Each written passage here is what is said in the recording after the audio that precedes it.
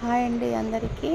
నా night dinner వచ్చేసి dry fruits, అందులో black grapes, white grapes dry fruits వేసి జ్యూస్ చేసుకున్నాను అనమాట. పాలు కూడా లేవు అందులో, వేసుకోలేదు పాలు కూడా.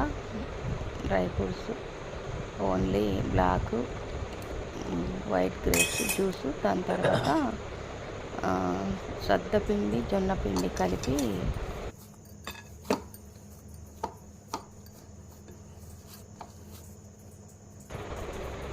ఇది సద్దపిండి, జొన్నపిండి, దాంట్లో బెల్లం వేసి ముద్దలా కలుపుకున్న. ఇది వైట్ రైస్ మా వారికి.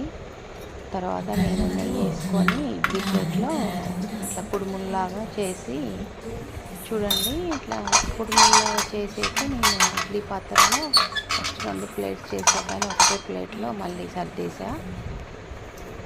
దాంట్లో నెయ్యి వేసుకొని ఆ ప్లేట్ పక్కన పెట్టేసా. ఇలా 6 ముద్దలైనవి ఒక ప్లేట్ తీసేసి ఒక ప్లేట్లో సర్దేసాను అన్నమాట.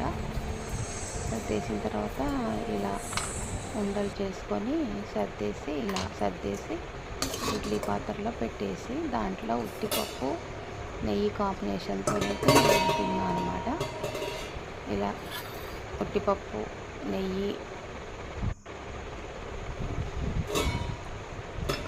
కుడుములు ఉడికినాయో ఒకసారి చూసేసాను.